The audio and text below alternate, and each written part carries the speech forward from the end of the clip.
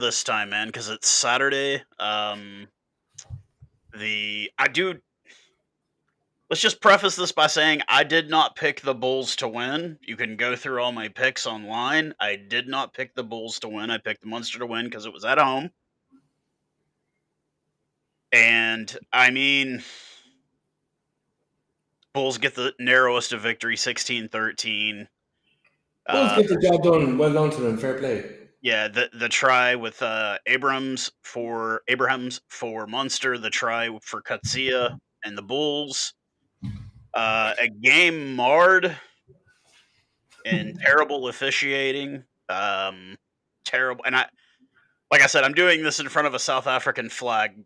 We're kind of notorious for bitching about the referees, and people let us know that every time they get a chance. But look,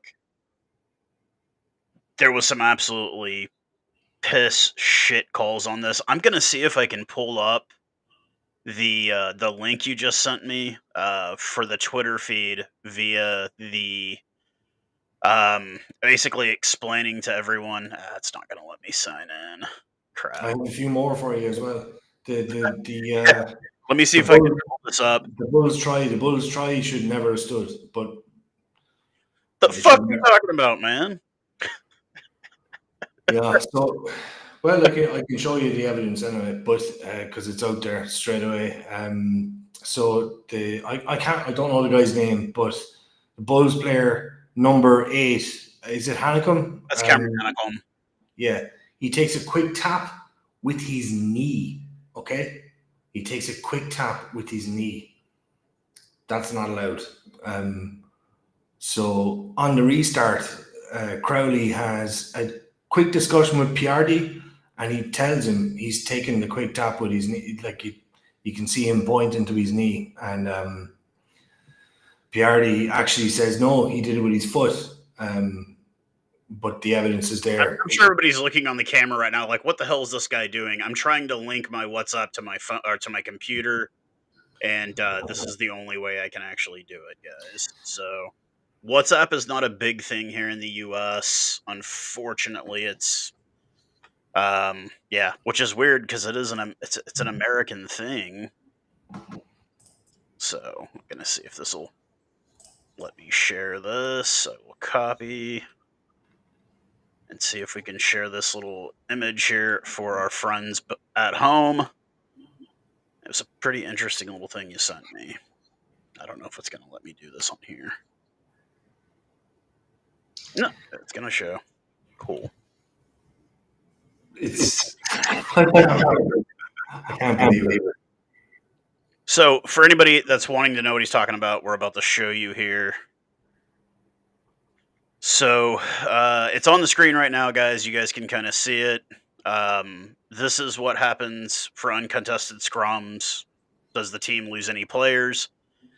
Essentially, what happened with Munster was they were down to 14 men for 14 minutes instead of 10, like they should have been. And to make matters worse, this was at a moment, dare I say, would you say it was in a place and time where it mattered the absolute most to it? Well, we shouldn't have been down any players. Exactly. We didn't have a yellow card situation at all. We lost 2 tight head props to injury, one through head injury, and I think the other one, I'm not really sure, but I think it was a HIA assessment as well. Like the word came back eventually.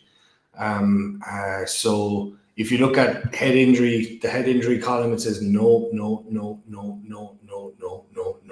So you don't lose a player in that situation. So Munster didn't have any registered, multi kind of front row guys. They just had 2 tight heads available, and both of them unfortunately left the field. Now the referees should have been able to figure this out. This is something that teams prepare for, pre-game, but you don't think it's ever going to happen. So sometimes you get caught out, but the referees and fourth officials and everyone, they should have been able to figure this out. this was a significant period of time to be without. Fair enough. We went to uncontested scrums. It wasn't really that. It was because the Bulls had the ascendancy in the scrum, so fair play to them. That was fine. That wasn't the issue.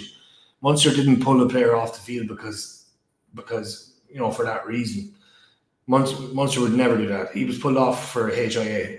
He got pinged, I think, on his gum shield, so he had to go. But what would I say? I would say the referees genuinely made a massive f up. Now I can pull up the quick tap as well for the South African tries as well. You probably don't want to see that, but let me see if I can find it myself. Give me a second here. Let me see. Well, I have it anyway. Do you have it? Yeah.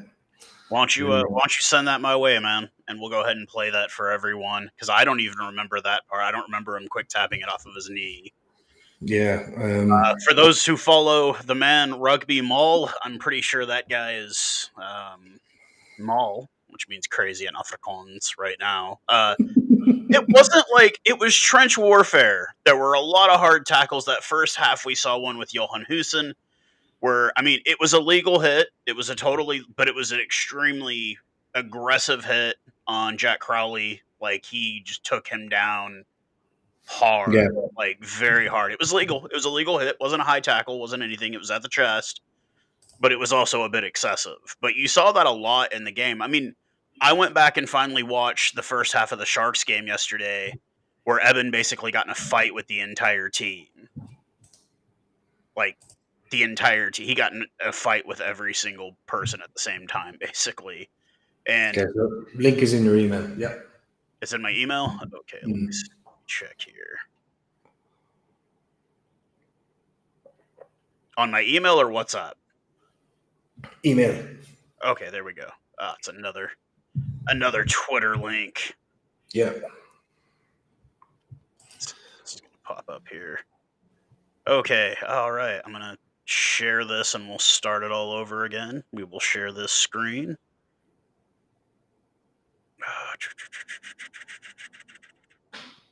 Let's see. Let's see how this is going to look. All right. Okay, we will zip it back. Oh, it's obvious. Yeah, that's and then you got Crowley saying, "Hey, look, you're not supposed to." Damn, that was obvious. Yeah, so go back to the beginning, folks. You can see, yes, that's not even. I didn't even pay attention to that, man. It's right in front of the referee as well. It's not even the South African player's fault. Where is this referee from? He's Italian. Okay. It's all on him, I'm afraid. There's no excuse for that. It's right in front of the referee. He should have picked that up immediately. Well, think of all the other things that he missed. There were multiple moments where, especially in the scrums, it was real bad. In the rucks, it was real bad. You were seeing a lot of guys in from the side, off their knees. Once again, we've discussed this many times before, man. We've discussed this many times before. There needs to be protocols for officiating in this game. Yeah. There needs to be protocols. It's like if you get too many high tackles, you've got to go to a tackle class to get your suspension lowered.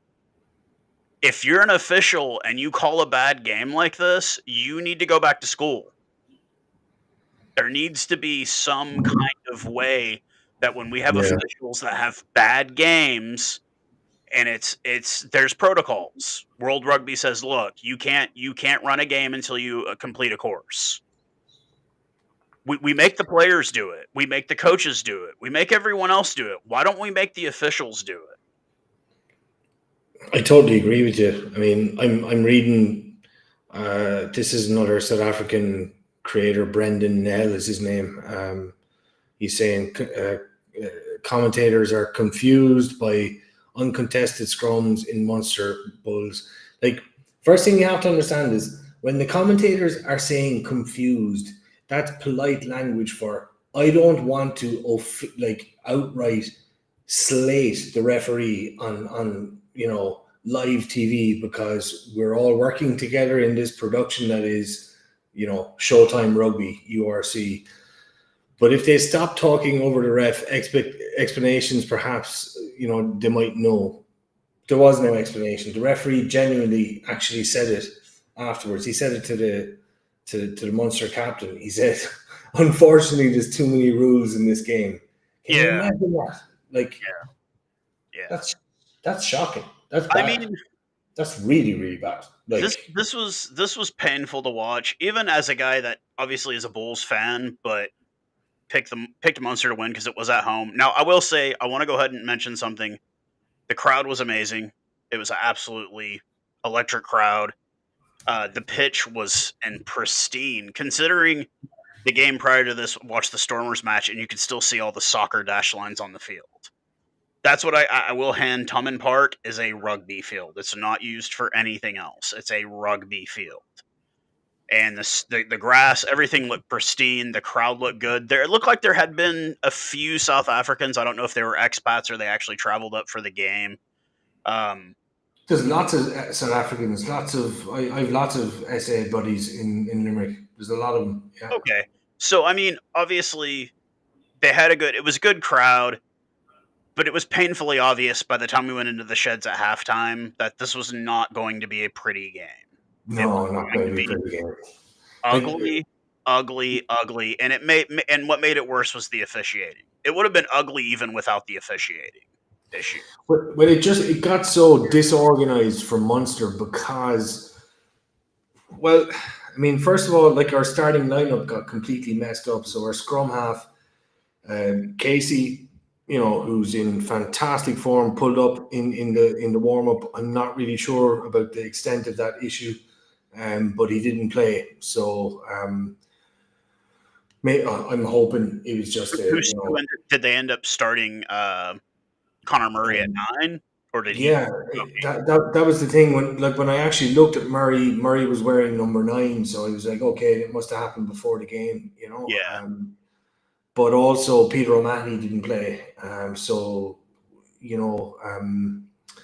whatever about that's fine. So I mean, it kind of messes, like, right before a game, that kind of messes things up a little bit. But yeah, yeah, I mean, all the issues we talked about meant that like, the knock-on effect of all of that stuff is your substitute strategy kind of gets messed up because you've got to bring guys on just to fit out the numbers. yeah. And nobody kind of knew. It was like, should a guy not be coming on right now, or what's the story? It was just, everybody was so confused. And then, like, I've been totally honest with you, like, I felt for the Bulls as well, because the Bulls had supremacy in the scrum, and you're looking at them and you're going, look, I mean, these guys, like, they want the scrum. They brought on two front rows early on in the second half, and you were thinking, okay, surely the Bulls want some impact out of this. But these guys came on, they may as well have been wingers that came on, Yeah. because we had uncontested scrums. So I feel for them too, and it's certainly not, it's not sour grapes at all. I'm not a fan of uncontested scrummaging. I hate it. If you don't like, go watch rugby league if you don't like scrummaging. Yeah, Okay, yeah, like, yeah. look, We hit. it's the thing with Major League Rugby here. They wanted to eliminate the scrummaging. I'm like, then just become a league. Like, become league. Like, and like, I'm not gonna sit here and crap on rugby league. It's fine. Like, but if you don't like scrummaging, go watch rugby league. Okay, having non-contested scrummaging in a rugby union game is like, for Americans, it would be like walking the batter. Basically, every time they come up to play, you're walking the batter. You've got to have good set piece play. Now, obviously, we saw last week what cost Munster was bad set piece play. Yeah. Well, losing guys out before a game even starts doesn't help that. Losing both your tight head props does not help that. Okay. We were lucky. The Bulls are lucky. They do have a utility front row player in Jan Hendrik Vessels. He can play hooker. He can play prop. That's kind of the South African thing. It's kind of becoming like Swiss Army knife players, basically. But I don't think this was like a bad game. It was a bad game, not helped by bad officiating. Like, Like, that was my thing. Like, obviously there was going to be like it was going to be tight because of the tactics that were being employed, but it never really got a chance to, like the Bulls never got a chance to really assert their dominance in at scrum time. Okay, so that could have kicked things on for them, but we were down a man for like nearly 20 minutes, and Yeah, and and yeah. then so we never got a chance to really start playing either through no fault of our own, so which was so annoying because like we've had so many guys, yellow carded and red carded in the last couple of weeks, so it's just It, it, on the it's back al- of the line. it's almost as if this was one of those games that it was like, if you've ever been an athlete and you had way too many drinks the night before a game Yeah, and you're playing hungover, and it's just every hit is just bone crushing because you're hungover. That's kind of what I felt like I was watching. I was watching drunken rugby. There wasn't a lot of the tries that were scored. The Kutsia try, Marcel Kutsia try, was not nearly as awesome as the Takir Abrams try. That was a good try. You could kind of see like they set it up, it happened, but everything in between was just a mess. It was almost like it wasn't playing a game during a torrential downpour, but it felt like it was trench warfare. It was not. It was not pretty. It wasn't a pretty win for the Bulls. It was a nasty, hard fought game. I think Munster. Once again, we've brought this up time and time again. When Clayton McMillan gets there, you're going to see wholesale changes. yeah. It's going to be a different vibe. Now he's going to fit well because he's just like Rassi Erasmus. He's just kind of like the predecessors before him. He's a guy that just wants to show what he can do, cut his teeth, and he's a guy that has a good work ethic when it comes to the game. Not having a head coach and having kind of fill in guys kind of doing everything, it's about preparation, and not having a head coach, an actual real head coach, that affects your preparation. But right now they've had a number of gaps. Like there's no line out coach Yeah. right now. There's no dedicated forwards coach right now. Certainly not at, like there's guys who are filling in, but not at the level that Munster should really be. Like considering that okay, so our two of our previous coaches are now like World Cup winning coaches with the Springboks. Like those guys started off as forwards and backs coaches with Munster. Like so it for us So to not have, like what I'm saying is Munster is too big of a job to not have that level of guy involved. To not have that caliber of a coach involved at all for like 75% of your season. It's messed up. So let's take a look at the table now as it stands after that game. Of course, Leinster all the way up at the top at 13-0-1. The Bulls have comfortably moved it. Well, tie for second place essentially with Glasgow. Sharks are up to fourth. Benetton at fifth. They absolutely did a number on the Lions. Cardiff at sixth. Munster falls to seventh, and the Stormers at eighth right now. Looking at this as it stands right now, I'm not particularly. I don't think you want to play Glasgow. I know you want to have a home game. That's kind of the Well, that's almost gone now. yeah. That chance is pretty much gone at this point. yeah, it's pretty much gone. Like I mean, we had a chance if Edinburgh got a result against Sharks and we took 5 points here, Yeah. which didn't happen. Now there's a 9 point gap between us and fourth place. See, this is why there's going to be a ridiculous level of complaints to the URC because this is the like I mean that game was lost by 3 points, so Yeah. Yeah. the financial impact of that is massive. Having a home game in the knockout stages versus going away from home it's a couple million definitely. And I feel like now with the South African teams involved in the competition, I think especially you don't want to have to go to South Africa. you don't want to have to go to South Africa. It's not that it's unwinnable. It's a 12.5 hour flight. Like you're not comfortable. It's a different season. It's a different atmosphere. I mean, it's at least with Glasgow, it's close enough. If the fans want to fly out, they can fly out to it. But it's also you want that revenue. You want you want those ticket sales at home. That's going to be a sellout game.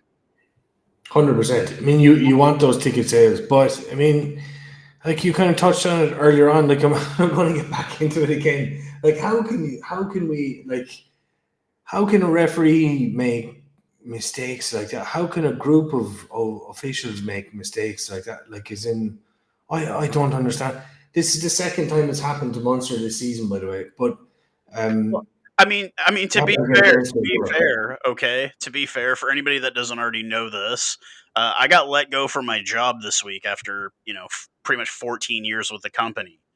I got let go because I didn't check inside of a crate to see another tool that I wasn't told got sent with a tool back.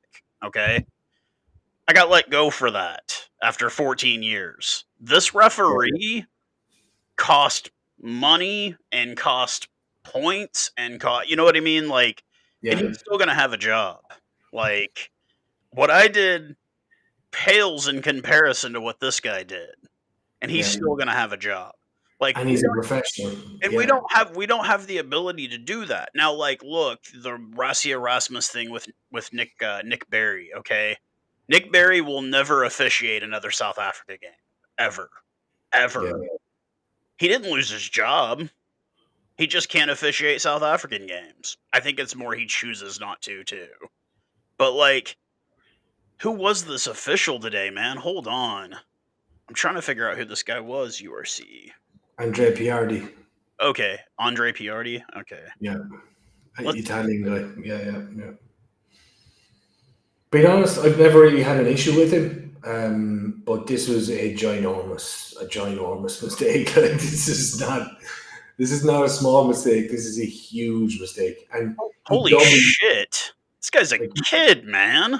yeah. He's I not mean, very experienced. he's 10 years younger than me, but I mean, he's refed rugby championship. He's refed yeah. URC, obviously URC Champions Cup and Six Nations as well. He's probably done some World Cups. Yeah, he's the World Cup in 2023. He wasn't a head one though. He was an assistant or a reserve. Yeah, this is going to be a sore one. I'll be totally honest. This is going to be a sore one. I mean, like people in Munster rugby are going to be very polite about it, but let me tell you, like, the emails that are going to go back and forth are going to be scathing. Like, this is going to be pretty rough. Like, I mean, as I said, it cost Munster a lot here. We had a genuine shot if we won that game. Now, like, we had a potential to win that game, which would have been 4 points, which puts us obviously in a much better position relative to Sharks. But when we're talking about getting to like a home knockout stage game, but yeah, we've had complaints like this about URC referees kind of all year. That there's some crazy decisions going in. It seems to be that's not quite up to the same level as like the European Cup. So like there has to be some kind of repercussions for them. Now, like we're going through this kind of woke era where like certain people can't be criticized. It's not okay to criticize certain people, and other people then have to take. I'm just gonna come out and say that that's something that I feel like rugby fans need to stop. Yeah. Like, fuck this, like, oh, we've got to maintain our class. No, not when you see shit like this. Yeah, it's unprofessional. Like, it's not in keeping with the game. Yeah, well, if it's all professional, when these professionals do a bad job, they need to be treated professionally and be told, hey, look, you fucked up. You've got to stop this. Like, you need to go to a class. We got to do something. It's almost like, oh, the dare I say, the class and the prestige of the game. Like, we feel like, oh, well, you shouldn't do that kind of thing. Well, Or look, that they're above it. They're above yeah, it. if you don't, it's never going to stop. Like, it's not going. You can't continue to have these kind of situations because this isn't the only game this season that's been marred like this. No, it's not. There's been at least half a dozen other games where we've seen the officiating that was amateur, essentially. It was amateur officiating at a professional match, and we're told you You've shouldn't got say those. four to five professional officials, like two. You've got the TMO, you've got two ARs, and you've got the referee, and there's probably another guy in reserve as well, operating like the substitutions. And in this case, that's the guy that probably had a lot of control here, but he was probably being talked to by Munster officials, and maybe he had an impact and told him, no, you can't bring such and such on the field. But for 4 to 5 guys to make this level of is shocking. Like, like they're a team. They're a team for a reason. It's not all on him. Like, it isn't all on Andre Piardi.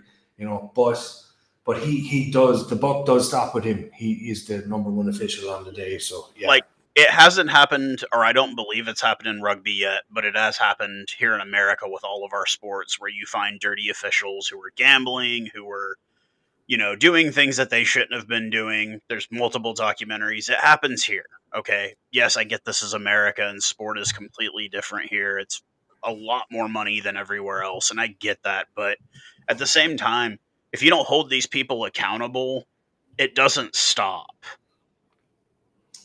Officials need to be treated no different than players. They have to be held accountable when they do have bad games. They need to be held accountable for it. Now, I'm not saying, it's okay to go make death threats towards these guys. No, that's not what we're talking about. We're not talking about this at all. That's not okay. I'm not saying it's okay. No, I'm not saying that. I'm saying that World Rugby, when it's noticed that an official has had a horrible match of officiating, they need to take it upon themselves to police their own shit. Like, you want to affect all the laws of a game, but the people that are expected to enforce those laws, there's no accountability whatsoever on their part. Like, we're asked to have accountability for everything except the officials. They have no accountability. There needs to be accountability in this game when it comes to the officials. And there's not. There's none. There's none. And again, just to reiterate, I've kind of taken this podcast down this road, so I'm going to take full blame for this. But I also have to say, this is certainly not sour grapes on the Bulls. The Bulls did nothing wrong whatsoever. No. They were equally punished in this situation. It was, yeah. I'm not even talking about like the overall results of the game. That's not what we're talking about here. We're talking about the officiating that went into the game. Completely forget that it was 16-13 the final. We saw officiating. I mean, you pointed stuff out to me. I did not see that knee tap. I did not see that. You showed it to me.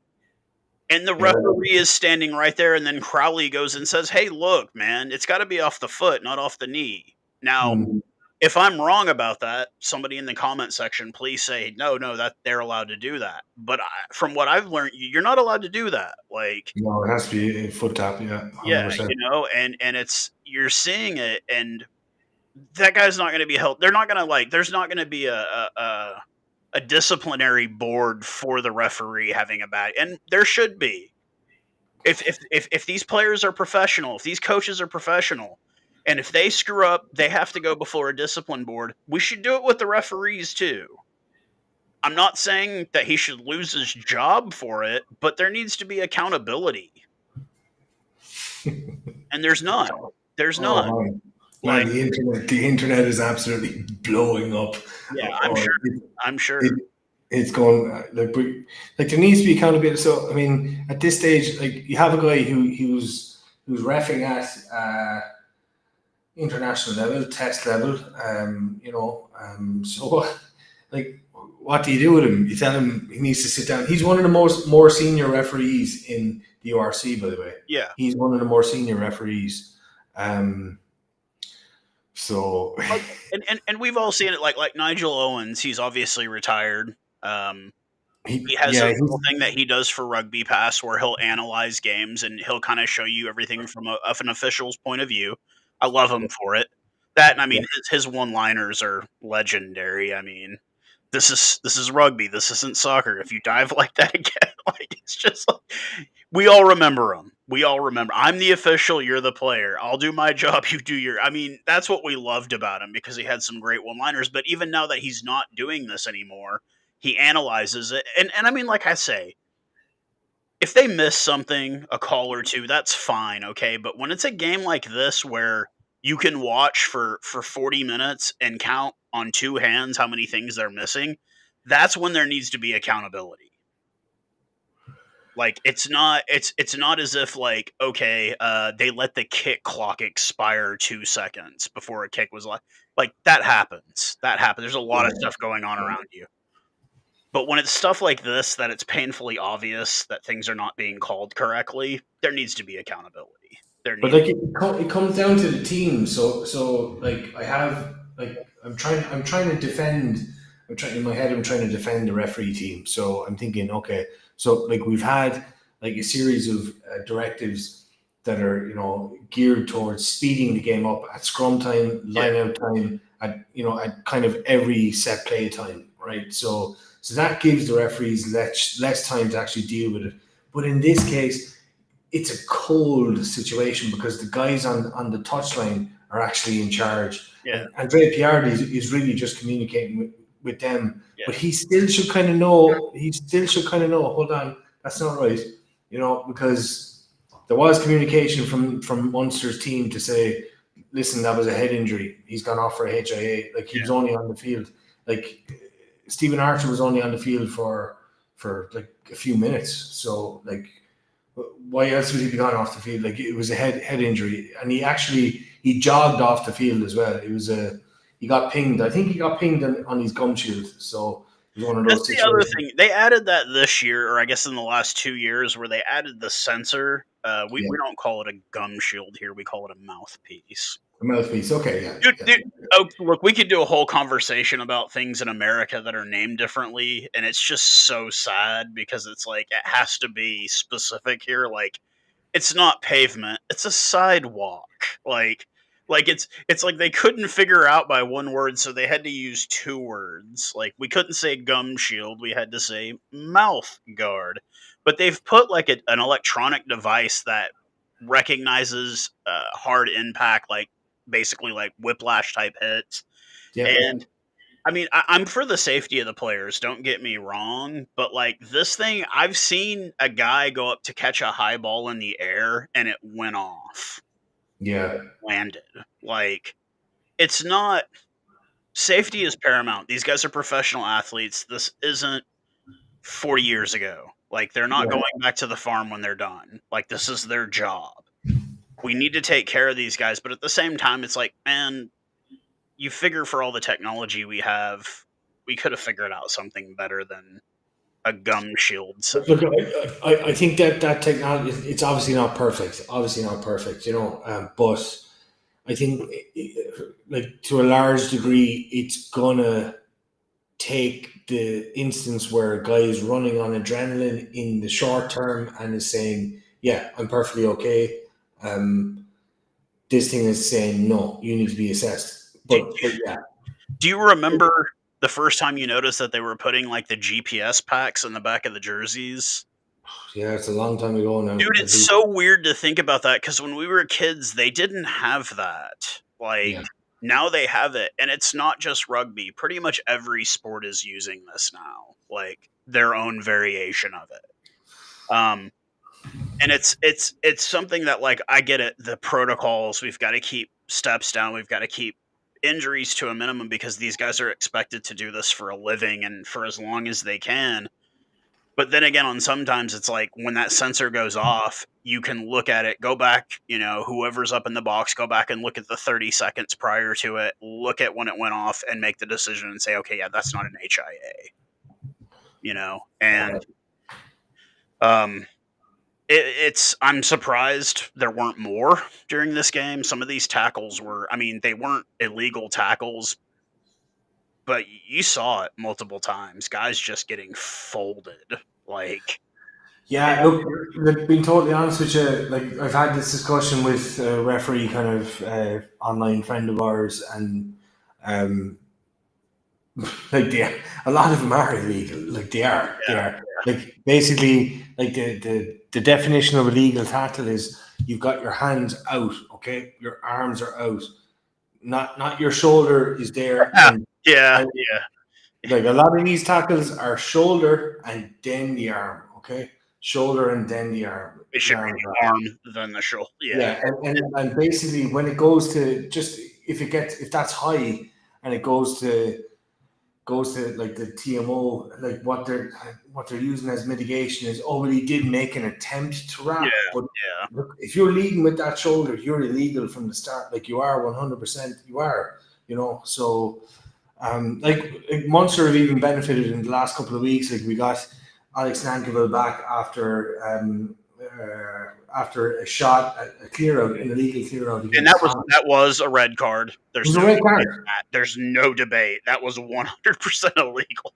Yeah, it was 100% illegal. And I said it at the time, and I still don't go back. Yeah. I was glad he came back, but it didn't make a difference, for us in the long run. But it was illegal, So a lot of these shots, a lot of these clear outs that you see, where a guy is literally flying into a ruck, is he really leading with his arms to try and grapple a guy? Because that's the difference. Like if you're trying to make a legal clear out, you're actually supposed to grapple the guy and then use your pushing force to actually get him out of the way. But it's not really. Most of the guys are just hitting people. It's also the speed of the game has completely changed too. I mean, it used to be, like I said, we've talked about it on here, and I've talked about it with other people, like Richie McCaw, one of the greatest of all time.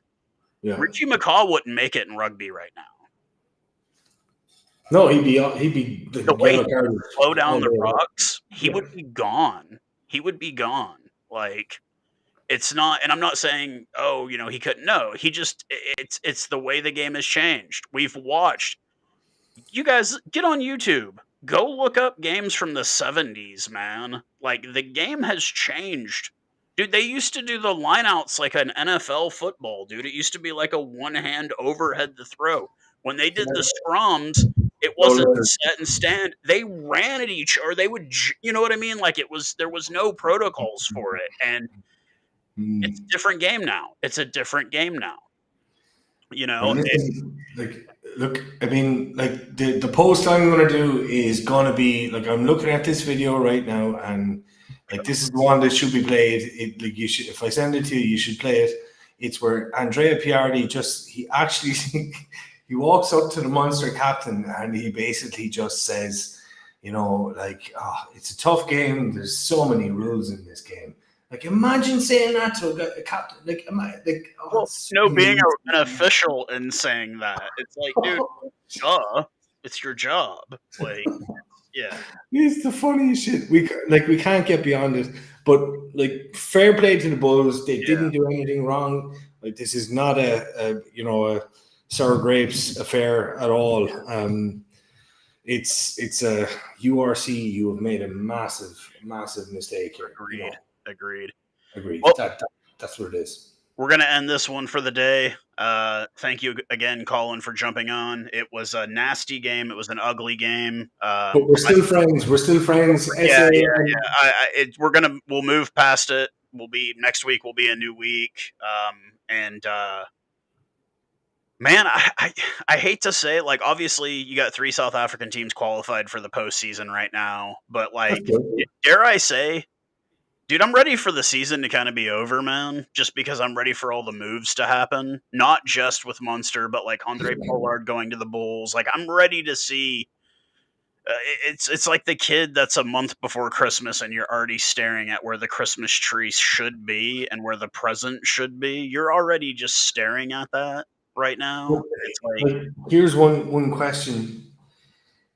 Are we thinking, because I feel the same way, but are we thinking like that because everybody genuinely resigned themselves to Leinster winning this about 2 months ago? no, I still don't think Leinster wins either. I don't think they win. Well, let me tell you, if a South African team or Munster or anyone beats Leinster, I mean, I will dance. I will love it. I will love it. I think we all do. It's kind of like Leinster has become the American version of the New England Patriots. Like, everybody's sick of them. They just want to see them lose. And unless you're a Leinster fan, if you're a Leinster fan, you want to see them win every game.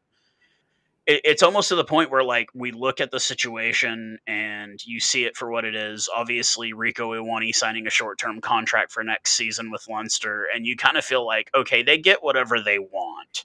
Now, rightfully so, they produce the highest revenue of the four Irish sides. They make money. They are a money-making team. Yeah. But at the same respects, you're kind of like, hey, man, maybe we should, like, I think I'd feel worse. I don't really feel. I feel bad for not really feel bad for Munster. I think I feel worse for Connacht and Ulster in this because they really are like the redheaded stepkids. Definitely, 100%. No, like, I mean, when you say they're the money-making team, like, it's useful to note that they have the national stadium just literally in their catchment area, but they also have an 82,000 seater stadium available to them. Yeah. I mean, it's the biggest city in Ireland. There's no question. Obviously, they have the revenue, the ticket sales, everything. For sure. But at the same time, you're almost kind of like, man. And I mean, we have gotten to see that because Leinster has not won anything since the South African teams have joined. Munster has. You know what I mean? So we have gotten to see it, and I think we'll see it again this year. I don't think if it was a you can buy a championship, the Sharks would be winning. The Sharks and Munster would have identical records. Oh, listen, man. I mean, we know that the Sharks have we know they have the actual squad. Okay, they have a terrible coach. Period. Oh, terrible coach. Okay. Period. Yeah, Plumtree is not a good coach. What's the story with Etzebeth? Is he going to be banned? I'm pretty sure he's probably going to miss a game or two, if not more, because he did get the double yellow card. I watched the incident again. I've actually watched it 3 or 4 times because it was pretty entertaining to me. It kind of started with a shove. A guy didn't let go. He grabbed the guy, threw him to the ground. Everybody jumped on him. I mean, Hendrickson was in a headlock, got in somebody's headlock, and it was nasty. It was a nasty game, and for a roster that has that kind of players and skill on it, they should never be that way. It's like, it happens on occasion. We see it, but when you see teams that, especially like the Sharks, they shouldn't struggle to win. Like, that should be a winning team 9 times out of 10.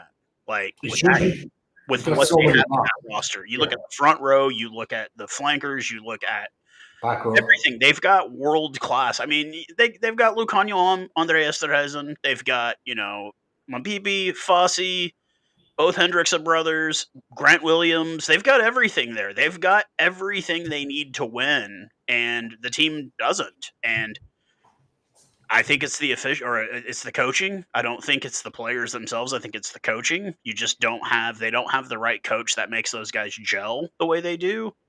Okay. Leinster does it. Leinster gels. Like, they are a tightly, well-oiled, well-run machine. Leinster has your coach. He's not our coach anymore, but yes. I mean, he's not anymore, but this is the point I'm making. Leinster gets whatever it damn wants. They get whatever they want. They get whatever you can't have an imported front row player. Well, apparently you can. If you're Munster. If you're Leinster, you can have the most, like, literally, he's like, he's like a Navy SEAL of tight head props. He's like legend. Slimani is like, how they talk about him. They talk, like, if you're a loose head prop, they call it getting your wings. So you get sent, the tight head gets in under you, and you get sent up in the air, basically. That's what happens. If you get buckled, if your scrum gets buckled and as a tight head, you get sent up in the air. They call it getting your wings. Yep. So Slimani is he's pretty legendary for that. So yeah, I mean, like, but all of those things that you add to a squad like Leinster, it just brings more and more pressure. You have to win. You have to win. We have all You this. have to win, and even if you win, is it Sure. really enjoyable? You're Like, expected to win, and they expected don't. to win. You're expected to win. And they don't. And You have to win. Yeah. you know, like it's kind of the Lions. They're expected to lose. They do well in the first half of the season. They do terrible in the second half of the season. Like they lost to Benetton at home. Of course, hardly anybody at the game because it's Ellis Park and it's in the worst neighborhood in Joburg. But you know, it is what it is. So we have a joke. I'll just get one final one in. Okay. We have a joke in Ireland. So there's this kind of long-running fiasco in Ireland. We started building a new National Children's Hospital, okay? And it went... We started building it back in 2017, and it's gone about 3 to 4 billion over budget, okay? So we, like, what we say is, like, Leinster is it's like the National Children's Hospital. It's like, would you keep sinking money into this thing, you know, and without getting any result? Like, results. Which one's going to happen first, the European Cup or the National Children's Hospital is going to get opened? We don't know, but the budget is about the same. That's what we're going to say. Yeah. But we'll be back again soon, guys. You guys be safe wherever you're at. Thank you again, Colin, for joining me all the way from atop a bank in Switzerland. But